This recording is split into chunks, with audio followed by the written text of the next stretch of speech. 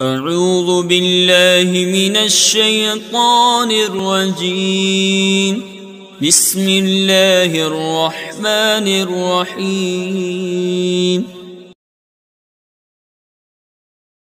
عزیز طلباء، السلام علیکم ورحمۃ اللہ وبرکاتہ۔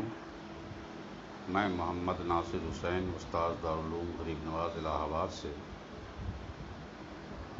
جماعت رابعہ کے تمامی طلباء سے مخاطب ہوں۔ آج 20 جون 2020 کی تاریخ میں شرح بقایا کے نئے سبق کے ساتھ آغاز کرنے جا رہا ہوں۔ میں طلباء کے تمام افراد سے ان کی توجہ طلب کروں گا اور چاہوں گا کہ سبھی لوگ پوری توجہ کے ساتھ سماعت کریں، تکرار کریں، مباحثہ کریں اور ریوائز کرتے رہیں۔ آج سے پہلے والے سبق میں آپ نے پڑھا کہ مصنف نے کتاب الطہارت کا آغاز کیا ہے اور اس کے تحت گفتگو یہ چلی تھی کہ طہارات کے بجائے، جمع کے بجائے مصنف نے مصدر اور واحد کا صیغہ استعمال کیا ہے، باوجود کہ یہ اعتراض واقع ہو رہا تھا کہ طہارتیں بہت ساری ہیں، لیکن مصنف نے صرف طہارت کہا ہے جو واحد اور ایک طہارت کا مفہوم ادا کر رہا ہے۔ تو آخر لفظ واحد پر مصنف نے کیوں اکتفا کیا، کتاب الطہارات کیوں نہیں کہا تھا؟ اس کا جواب دیتے ہوئے فرمایا تھا مصنف علیہ الرحمہ نے کہ قاعدہ یہ ہے کہ مصدر واقع ہوا ہے یہ طہارت، اور مصدر کہتے ہیں کہ لا یجمع ولا یثنی۔ مصدر وہ ہوتا ہے جو نہ کبھی اس کا تثنیہ ہوتا ہے اور نہ ہی اس کا جمع ہوتا ہے۔ ایسا کیوں کہا؟ لکونھا اسم جنس، کیونکہ یہ اسم جنس ہوتا ہے، اور اسم جنس ہوتا ہے تو اسم جنس اسے کہتے ہیں جو یشمل جمیع انواعہا، جو شامل ہوتا ہے تمام انواع کو، و افرادہا، اور اس کے تمام افراد کو شامل ہوتا ہے۔ لہذا طہارت کے تمامی افراد، طہارت کے تمامی اقسام و انواع اس میں شامل ہو جائیں گے، یہ مصدر واقع ہونے کی وجہ سے۔ فلا حاجۃ الی لفظ الجمع، لہذا یہاں پر بجائے طہارت واحد مصدر لانے کے طہارات جمع کا صیغہ لانے کی کوئی ضرورت نہیں ہے۔ اب یہاں پر دو تین باتیں آپ کو ذہن میں بٹھا لینا چاہیے کہ انہوں نے کہا ہے کہ لا یثنی ولا یجمع لکونھا اسم جنس، یہ اسم جنس ہے لہذا تمام افراد کو شامل ہے۔ تو اب یہ سوال پیدا ہوتا ہے کہ اسم جنس بعض محققین کے نزدیک نفس ماہیت کو کہتے ہیں،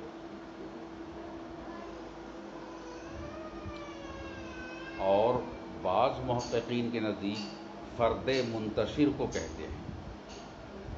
آپ اچھی طرح سمجھ لیں کہ بعض محققین فرماتے ہیں کہ آپ نے جو یہ کہا ہے کہ یہ اسم جنس ہے جو اپنے تمام انواع و اقسام اور افراد کو شامل ہے، تو ہم کہیں گے بعض محققین اور بعض فقہا کے نزدیک ان سے اسم جنس کہتے ہیں جو وضع کیا گیا ہو نفس ماہیت کے لیے،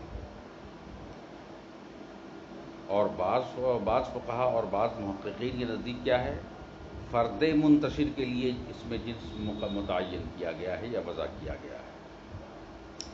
تو جب یہ معنی مراد لیا جائے کہ اسم جنس بعض فقہا اور محققین کے نزدیک نفس ماہیت کو کہتے ہیں یا فرد منتشر کو کہتے ہیں، تو اب ایسے میں آپ کا یہ دلیل میں پیش کرنا کہ یہ اسم جنس ہے تمام افراد و انواع اور تعداد پر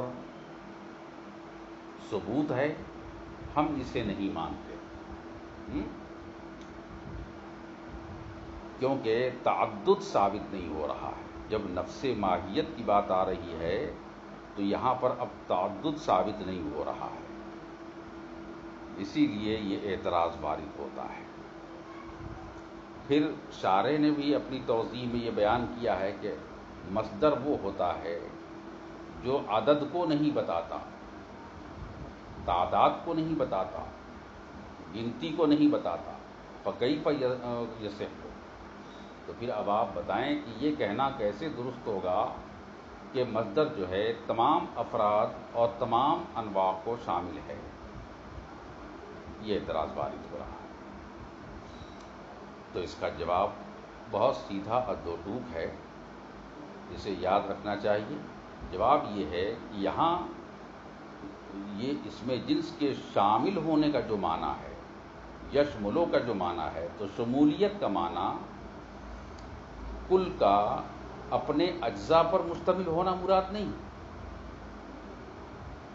اب کسی بھی کل کا اپنے تمام اجزاء پر اور افراد پر مشتمل ہونے کا معنی نہیں، بلکہ یہاں پر یشملو سے مراد کسی کلی کا اپنے جزئیات پر مشتمل ہونا مراد ہے۔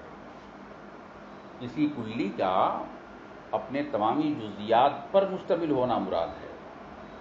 جیسے آپ نے کہا الانسان ایک کلی ہے، اور اس سے مراد آپ نے لیا افرادی، اس کے تمام افراد کو مراد لیا، تو یہ ہوا اس کے تمام جزئیات کا معنی مراد لینا۔ جیسے آپ نے کہا الماء پانی، تو پانی کے جتنے بھی مقدار ہیں، اجزاء ہیں، ہے نا، سب اس کے اندر شامل ہیں۔ تو جزئیات کے طور پر بولا گیا ہے، نہ کہ کل کا اپنے اجزاء کے اعتبار سے بولا گیا ہے۔ تو یہ اعتراض واقع ہو رہا ہے۔ پھر دوسرا ایک اور سوال پیدا ہوتا ہے کہ مصنف نے کہا ہے کہ یشمل جمیع انواعها و افرادها، اس میں جنس وہ ہوتا ہے جو اپنے تمام انواع و افراد پر مشتمل ہوتا ہے۔ اعتراض یہ ہے کہ یہاں پر انواع کے بعد پھر افراد کو لانے کی ضرورت نہیں۔ کہا کیوں؟ کہا اس لیے کہ جب انواع میں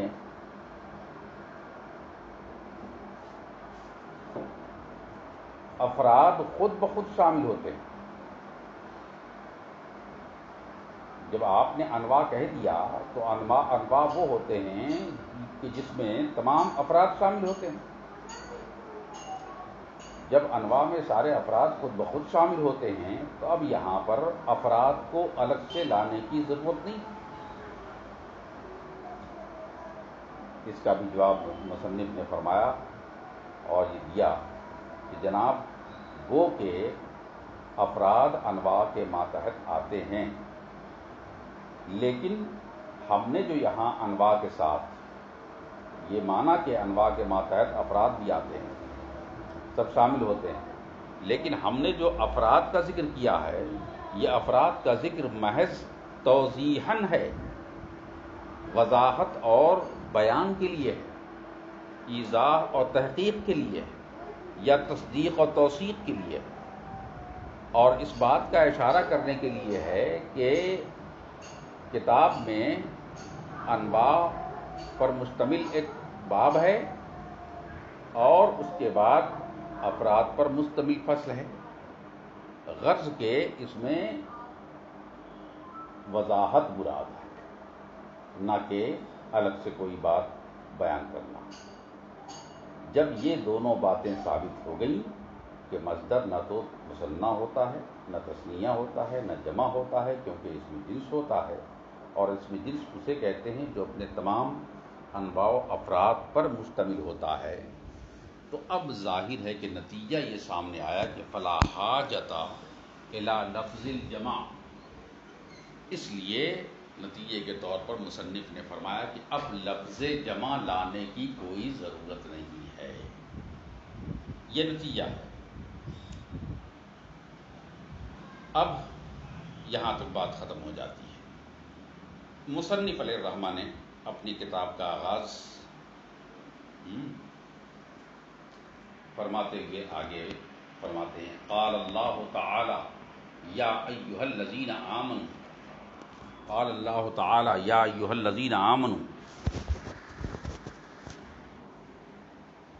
اذا قمتم الی الصلاۃ فاغسلوا وجوہکم، اے ایمان والو جب ارادہ کرو نماز کا تو اپنے چہروں کو دھلو، ہاتھ کو دھلو، پیر کو دھلو، وغیرہ وغیرہ ذالک، یہ انہوں نے فرمایا۔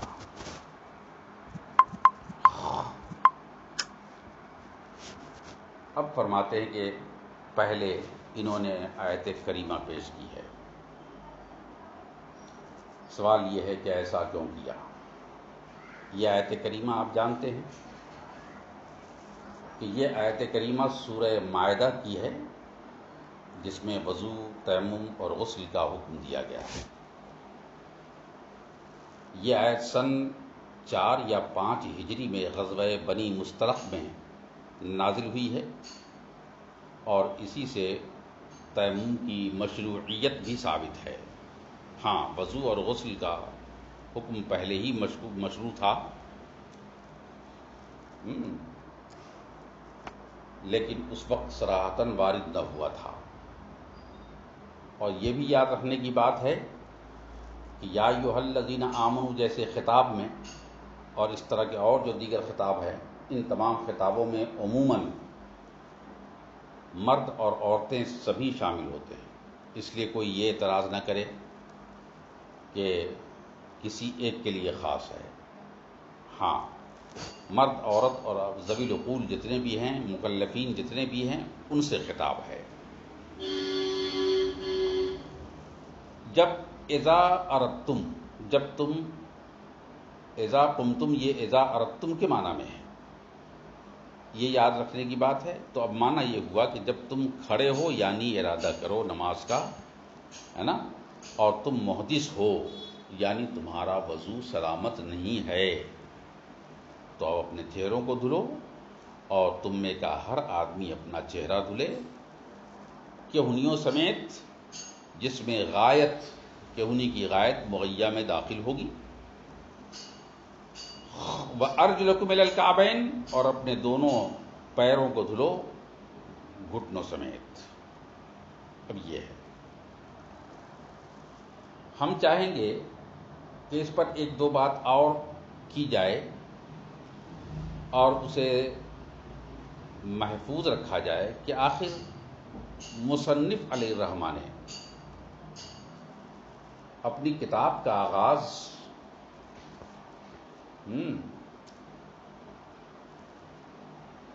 افتتح بہذہ الآیت سے یہ سوال ہوا پیدا کہ اسی آیت کریمہ سے مصنف نے اپنی کتاب کا آغاز کیوں کیا؟ تو اس میں دو باتیں ہیں۔ پہلی بات تو تفاول ہے یا نیک فالی ہے، دوسری بات یہ ہے کہ اس میں بشارت بھی ہے، خوشخبری بھی ہے، کیونکہ خوشخبری اس بات کی ہے کہ شارع نے جو فتح حاصل کی ہے اپنے مسائل شرعیہ کو بیان کرنے کی،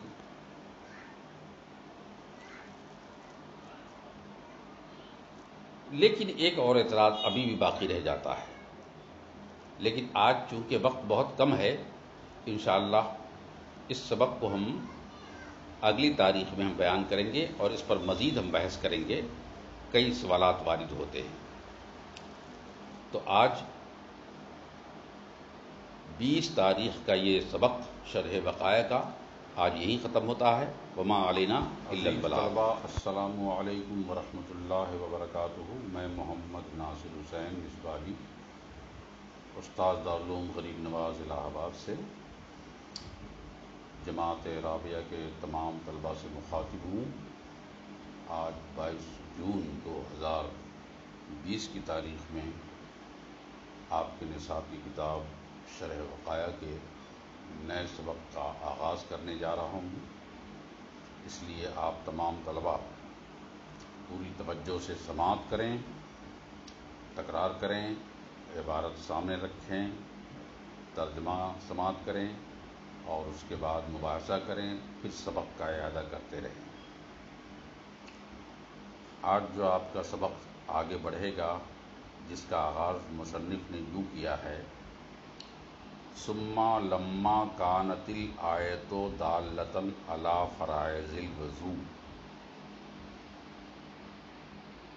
فاغسلوا وجوہکم وغیرہ بیان کرنے کے بعد، آیت کو بیان کرنے کے بعد فرماتے ہیں، ایک سوال کا جواب دے رہے ہیں کہ جو فرض الوضوء اب آگے آ رہا ہے متن شرح وقایہ میں،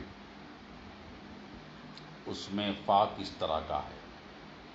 آیا فا عاطفہ ہے یا مستانفہ ہے یا کس قسم کا فا اس کو مانا جائے؟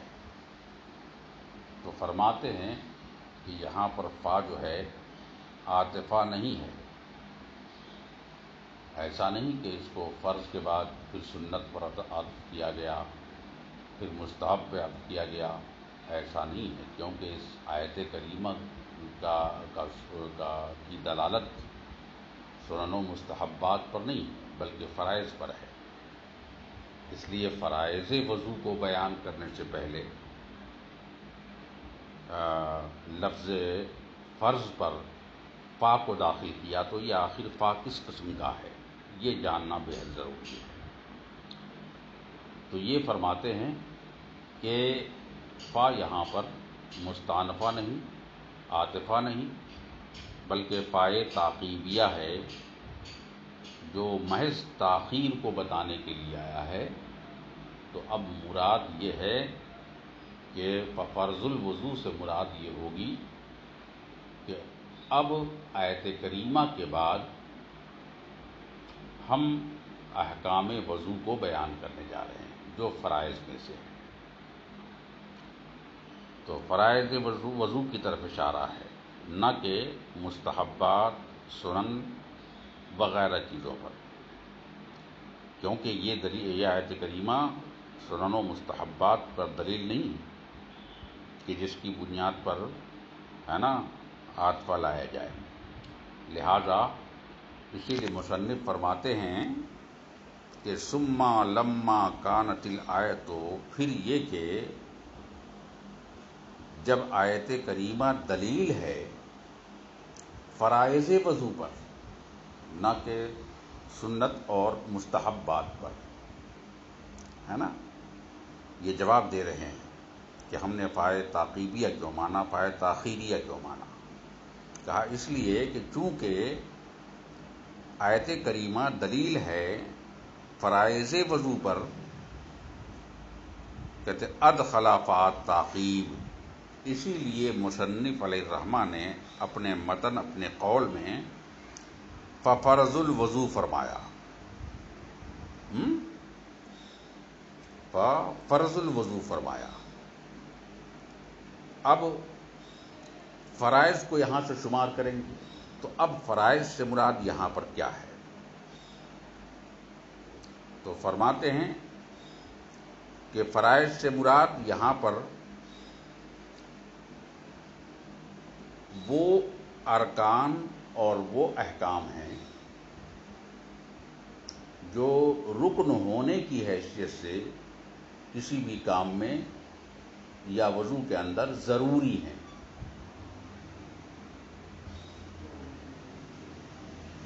یعنی رکن ہونے کی حیثیت سے اس میں ضروری ہوتا ہے، جیسے چہرے کا دھلنا، ہاتھ کا دھلنا، پیر کا دھلنا وغیرہ وغیرہ وغیرہ، سر کا مسح کرنا۔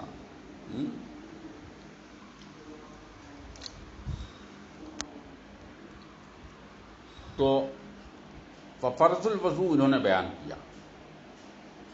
اب فرض سے مراد رکن ہونے کی حیثیت سے کسی چیز میں ضروری ہونا ہے،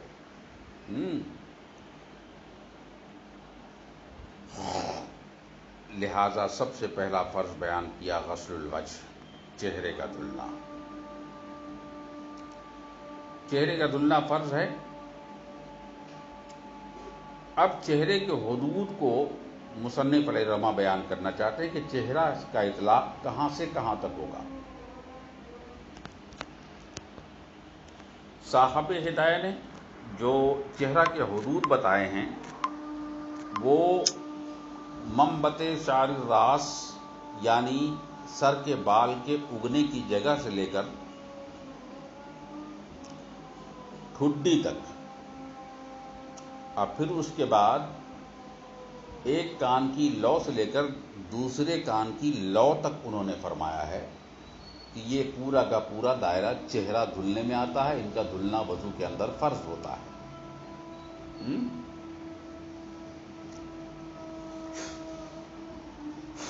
لیکن صاحب شرح بقایا جو بیان فرما رہے ہیں، فرماتے ہیں کہ فرض الوضو غسل الوجہ من الشعر، چہرے کا دھلنا فرض ہے بال سے لے کر۔ اب بال کا مطلب کیا ہے؟ کہاں کا بال ہے؟ کہتے ہیں اے قصاص یعنی منتہا، جہاں پر انتہا ہوتی ہے۔ قصاص کا مطلب کیا ہوگا؟ بال نکلنے کی منتہا، جہاں پر بال نکلنے کی انتہا ہوتی ہے، جہاں چہرہ آپ کا چہرے تک آ کر آپ کا بال وہاں رک جاتا ہے، سر کا سامنے والا۔ اب کوئی یہ نہ کہے، دو باتیں یہاں پر قابل غور ہیں کہ سر کا بال اگنے کی جگہ سے لے کر کے چہرے کی شروعات ہوگی۔ تو مان لیجئے کوئی ایسا آدمی ہے، کوئی یہ کہے کہ سر کا بال اگنے کی جگہ پیچھے کی طرف بھی تو ہے، جہاں پر بال آ کر ختم ہوتا ہے، تو ہم کہیں گے اس کا اطلاق عقب کی طرف نہ ہوگا، بلکہ شعر راس وہ گردن کا بال ہے، اور پھر یہ کہ یہاں وجہ یعنی چہرے کی صفت بتائی جا رہی ہے، چہرے کے دھلنے کی فرضیت بتائی جا رہی ہے، نہ کہ عقبی حصے کی فرضیت کو بتایا جا رہا ہے۔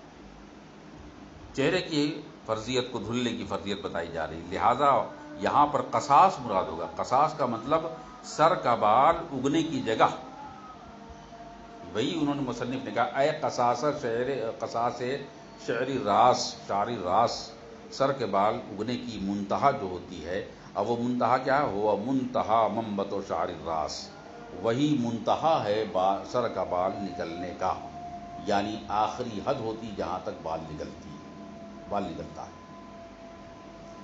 دوسرا اس میں قابل غور معاملہ یہ ہے جس پہ اعتراض آتا ہے کہ آپ نے کہا کہ سر کا بال جہاں اگنے کی آخری جگہ ہے وہیں تک دھلنا فرض ہے۔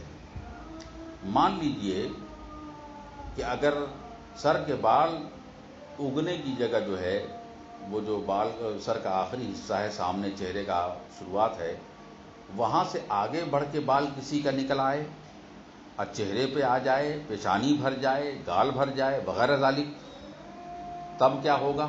تب چہرے کا اطلاق کہاں سے ہوگا؟ بجائے اس کے کہ سر کے بال کے اگنے کی آخری جگہ سے چہرے کو لیا جائے، اگر کسی کا بال پیشانی پر آ جائے، فور ہیڈ پر آ جائے، بھاؤں پر آ جائے، ناک پر، منہ پہ، گال پہ آ جائے، تب پھر چہرے کا اطلاق کہاں سے کہاں تک ہوگا؟ یہ اعتراض ہے۔ جواب میں یہ بتایا کہ دیکھیے، سر کا بال اگنے کی آخری اور منتہا جگہ جو وہ ہے جہاں سے چہرے کی شروعات ہوتی ہے، تو یہ جو اگنے کی بات مراد ہے یہاں پر، یہ ایرو غیرو نتھو خیرو جمن شبراتی کی مراد نہیں ہے۔ شریعت کہتی ہے کہ یہ جو اگنا پایا جاتا ہے یہ طبیعت اور فطرت اور عادت کے مطابق ہونی چاہیے، یہ اگنا۔ اور آپ جو کہہ رہے ہیں طبیعت، فطرت اور عادت کے خلاف ہے۔ اب عادت کے خلاف کہیں بال نکل آتا ہے تو اس کو اس چہرے میں سے اس کو خارج نہیں کیا جائے گا، بلکہ چہرے کا دھلنا فرض ہوگا۔ لہٰذا کوئی یہ نہ کہے کہ اگر بال کہیں اور جگہ نکل آئے تو وہ حکم سے خارج ہو جائے گا۔ ہونا یہ چاہیے کہ تقاضائے طبعی، تقاضائے فطری، تقاضائے عادت، ان تینوں بنیادوں پر وہ بال نکلا ہو، اور خلاف عادت اگر نکلتا ہے تو اس کا حکم یہی رہے گا کہ چہرے کو دھلنا واجب ہوگا، کیونکہ یہ جو نکلنا ہے یہ کسی طبیعت کی بنیاد پر نہیں ہے، نہ عادت کی بنیاد پر ہے، بلکہ مرض کی بنیاد پر ہے۔ لہذا چہرے کی پیشانی وہاں پر وضو میں شامل ہوگی، اور وہی جو ہے گال ہے، وہی ہے ناک ہے، وہی پیشانی ہے، سب اس میں شامل ہے، اگے چاہے نہ اگے، بال آئے چاہے نہ آئے۔ تو انہوں نے چہرے کی شروعات بتا دی کہ دھلنا کہاں سے کہاں تک فرض ہوگا، تو بتایا من قصاص شعر الراس، سر کے بال اگنے کی آخری حد سے اس کی شروعات ہوگی۔ اب کہاں تک ہوگا اس کا جانا چہرے کا؟ الی الاذن، تو صاحب ہدایہ نے الی الذقن لیا، ٹڈی تک لیا، لیکن صاحب شرح وقائع الی الاذن کہہ رہے ہیں، کان تک لے رہے ہیں۔ تو کوئی اعتراض یہ نہ کرے کہ ایسا کیوں کیا؟ کہا کیوں اعتراض نہ کریں؟ کیونکہ بھائی جب کان تک آ گئے ہیں تو صاحب شرح وقائع پھر ٹھڈی تک جائیں گے، پھر ایک کان سے دوسرے کان کی لو تک جائیں گے، تو دونوں کا معال و انجام، دونوں کا نتیجہ، دونوں کی مراد لگ بھگ ایک ہے، دونوں کا اطلاق، دونوں ہی کا مفہوم لگ بھگ ایک ہے۔ چہرے کے چاروں حدود لگ بھگ ایک ہیں، چاہے صاحب ہدایہ کے پاس ہو، چاہے صاحب شرح وقائع کے پاس ہو، دونوں کے دونوں حدود ایک ہی جیسے ہوں گے۔ انہوں نے سر کے بال سے لے کر کے جو اگنے کی آخری جگہ ہے الی الاذن، کان تک لیا۔ اب بتا رہے ہیں فیکون ما بین الاذن والعذار داخلا فی الوجہ، لہذا کان اور گال کے درمیان جو جگہ ہے وہ جگہ جو ہے داخل فی الوجہ ہوگا، چہرے میں داخل ہوگا۔ یعنی بتانا چاہتے ہیں کہ کان میں جو الی الاذن کہا ہے، الا جو ہے غائط کے لیے ہے، یہاں غائط مغیہ میں داخل نہیں ہے، یعنی کان چہرے میں داخل نہیں ہے نا۔ کہا کیوں نہیں داخل ہے؟ کہا اس لیے کہ اللہ کے رسول کی حدیث ہے الاذنان من الراس، دونوں کان جو ہیں چہرے سے نہیں بلکہ سر میں سے ہیں، یعنی دونوں کان جو ہیں یہ سر کے حصہ نہیں ہیں بلکہ یہ کان کے حصے ہیں، لہذا کان اس سے خارج ہوگا، غائط مغیہ میں داخل نہیں ہوگی۔ اب جب غائط مغیہ میں داخل نہ ہوئی تو پھر چہرہ کہاں سے کہاں تک آیا؟ کہتے ہیں صاحب فیکون ما بین العذار والاذن داخلا فی الوجہ، کان اور گال کے درمیان جو جگہ سفید سفید داڑھی کے بیچ میں پائی جاتی ہے کان کے لو کے پاس، وہ جگہ داخلا فی الوجہ، چہرے میں دھلنے میں داخل ہوگی اور اس کا چہرے میں دھلنا فرض ہو جائے گا۔ کما ہوا مذہب ابی حنیفہ و محمد، جیسا کہ یہی مسلک ہے امام اعظم ابو حنیفہ کا اور یہی مسلک ہے امام محمد کا، فیفرض غسلہ، لہذا چہرے کا دھلنا اور ما بین العذار والاذن کا دھلنا چہرے کے اندر فرض ہو جائے گا۔ آج کا سبق یہیں ختم ہوتا ہے، آج 22 جون کا سبق یہیں پر ہم منتہا کرتے ہیں۔ انشاءاللہ 23 جون کو پھر ہم شرح وقائع کا نیا سبق لے کر حاضر ہوں گے۔ وما علینا الا البلاغ۔ ورحمۃ اللہ وبرکاتہ۔ میں محمد ناصر حسین مصباحی، استاذ دارالعلوم غریب نواز الہ آباد سے جماعت رابعہ کے تمام طلباء سے مخاطب ہوں۔ آج 23 جون 2020 کی تاریخ میں آپ کے نصاب کی کتاب شرح وقائع کے نئے سبق کا آغاز ہونے جا رہا ہے، اور میں چاہوں گا کہ آپ تمامی طلباء پوری تیاری کے ساتھ اپنی کتاب کو کھولیں عبارت خوانی کریں اور ترجمہ اور مطالب اور ما لہ ما علیہ کو پورے غور و فکر کے ساتھ سماعت کرتے رہیں. پھر اس کے بعد آپس میں تکرار کریں، مباحثے کریں اور اسباق کا اعادہ بھی کرتے رہیں تاکہ آئندہ آپ لوگوں کا ٹیسٹ لیا جا سکے. آپ کا ٹیسٹ لیا جانا ہے، اس لیے بالکل بے فکر نہ رہیں. ابھی تک آپ نے پڑھا کہ صاحب شرح بقایا نے فرائض وضو میں سب سے پہلا فرض چہرے کے بارے میں بتایا کہ جو دھلنا ہے، چہرے کے دھلنے کے بارے میں آپ کو بتایا. اب آج آپ کو چہرہ کہاں سے کہاں تک دھلنا ہے، اس کے چاروں حدود کہاں سے کہاں تک جاتے ہیں، اس کی حد کہاں سے کہاں تک متعین ہے، اس میں کچھ باتیں کچھ کل ہوئی تھی، کچھ آج ہوں گی اور اس میں کچھ اختلاف ہوگا. ان اختلافات کے ساتھ کبھی امام اعظم ابو حنیفہ رضی اللہ تعالیٰ عنہ کا اختلاف ہوگا، کبھی حضرت شمس الائمہ حلوائی کا اختلاف ہوگا. غرض کے کئی باتیں آئیں گی، اس کے اندر ضمناً ان باتوں کو اچھی طرح سماعت کرنا ہے. فرماتے ہیں کہ چہرے کا دھلنا سر کا بال اگنے کی جگہ سے لے کر مصنف نے کل بتایا تھا الی الاذن، کان کی لو تک ہے. اب کان کی لو تک میں جو ہے تو اب سوال یہ پیدا ہوتا ہے کہ کان کی لو کے درمیان اور کیا کہتے ہیں کہ عذار یعنی گال کے درمیان جو مقام ہے وہ مقام وضو میں داخل ہے یا نہیں، اور فرضیت وضو میں چہرے میں داخل ہے یا نہیں. تو فرماتے ہیں، کہتے ہیں کہ صاحب یہ داخلاً فی الوجہ فیکون ما بین العذار والاذن داخلاً فی الوجہ، کان اور گال کے درمیان کا مقام داخل ہوگا، ہے نا، چہرے کے اندر. کہا ایسا کیوں کہا؟ فرماتے ہیں اس لیے کیونکہ اللہ کے رسول نے ارشاد فرمایا الاذنان من الراس، دونوں کان جو ہیں یہ سر کا حصہ ہے. لہذا یہاں قید مغیہ میں داخل نہیں ہے اور کان چہرے میں شامل نہیں ہے، بلکہ کان کی لو کے پاس کی جگہ اور عذار یہی فرضیت وضو میں داخل ہے. کہتے ہیں یہ کس کا مسلک ہے؟ کہتے ہیں کما ہوا مذہب ابی حنیفہ و محمد رحمہ اللہ تعالی، جیسا کہ امام اعظم ابو حنیفہ رضی اللہ تعالیٰ عنہ اور امام محمد رضی اللہ تعالیٰ عنہ کا مسلک ہے. یعنی داخل وجہ ہونے کے بارے میں، یعنی ما بین العذار والاذن جو ہے چہرے کے حدود میں داخل ہے، یہ مسلک ہے امام اعظم اور امام محمد رحمہ اللہ، لہذا اس میں داخل ہو.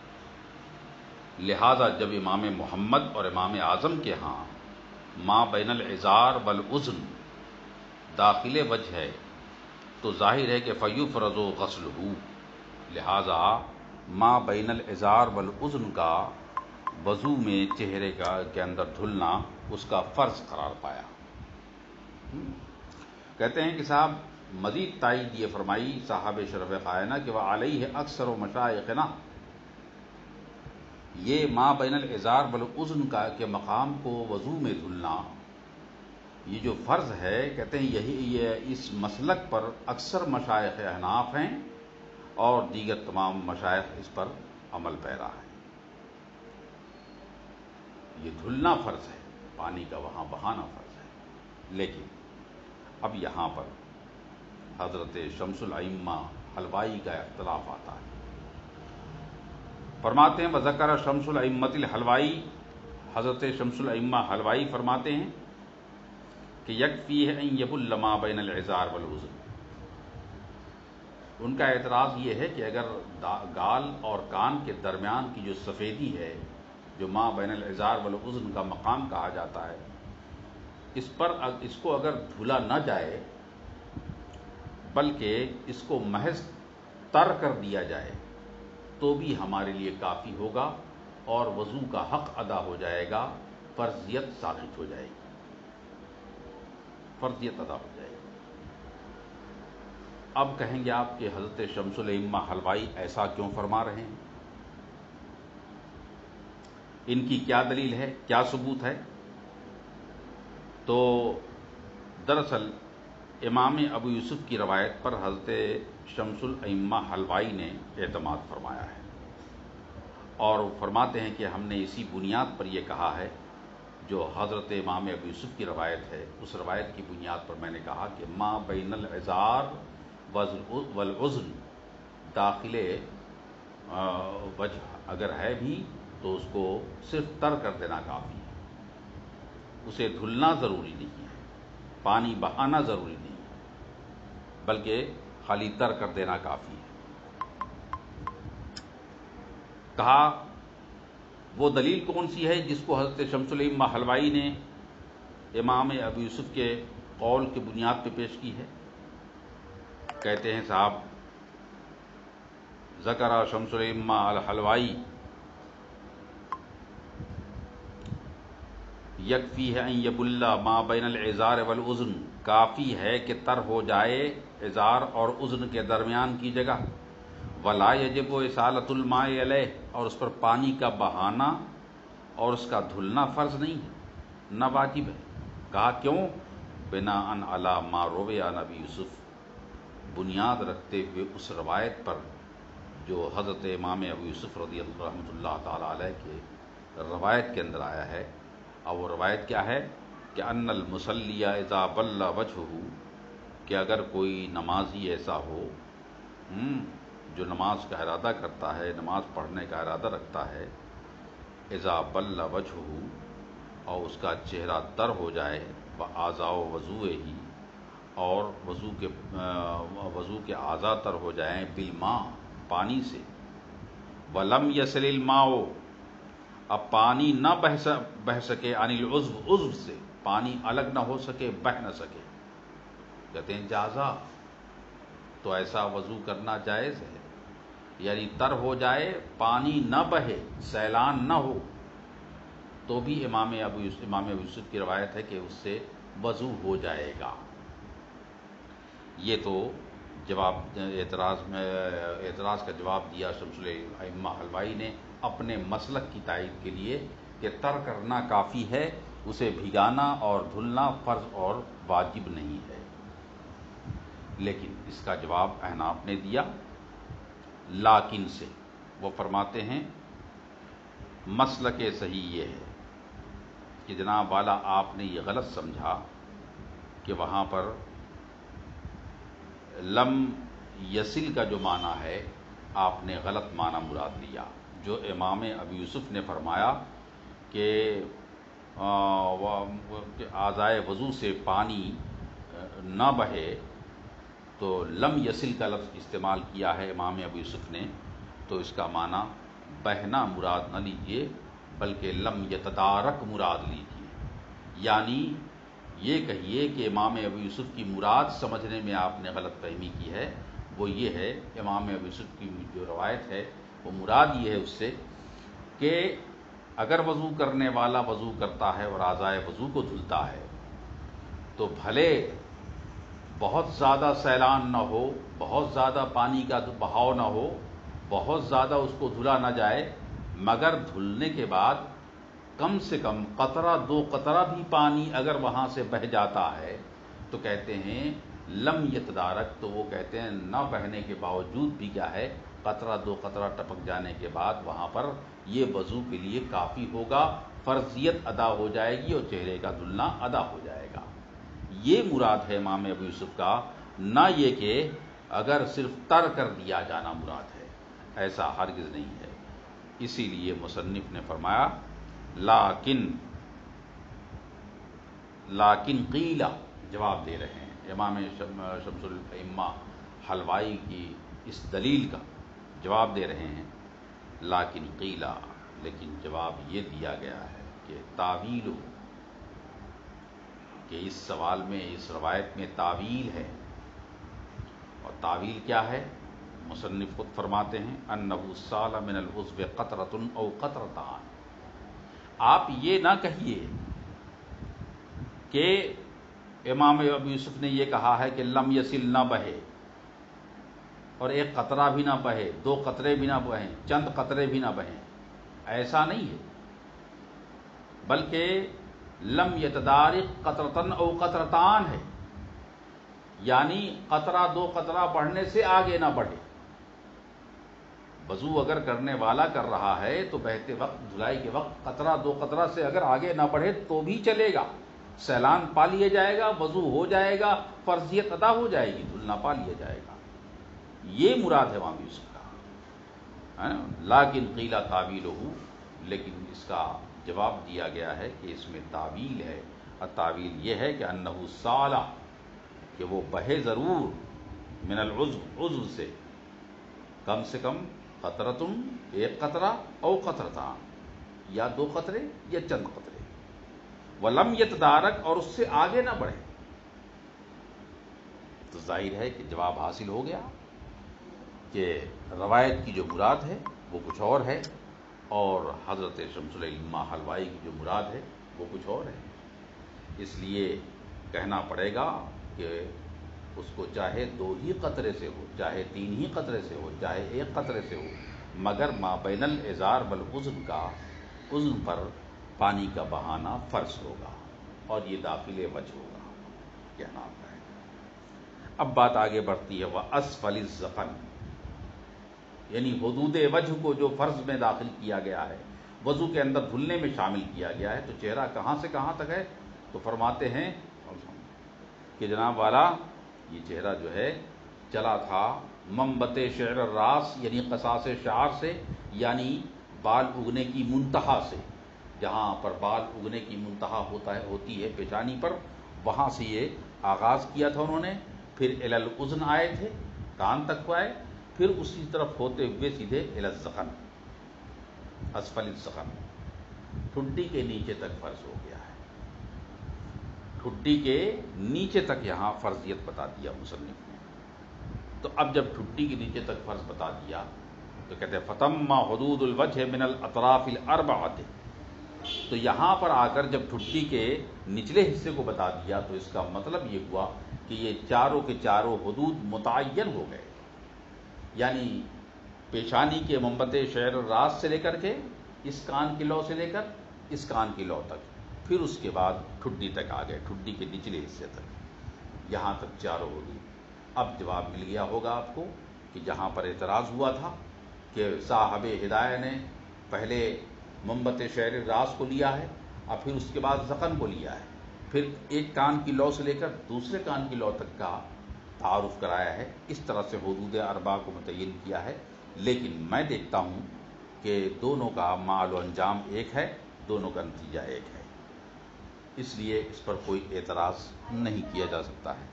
انشاءاللہ آج کا سبق یہیں پر ختم ہوتا ہے، کل 24 تاریخ کو انشاءاللہ، یہ آج کی 23 تاریخ کا سبق ہے، کل 24 تاریخ کو انشاءاللہ پھر حاضر ہوں گے نئے سبق کے ساتھ۔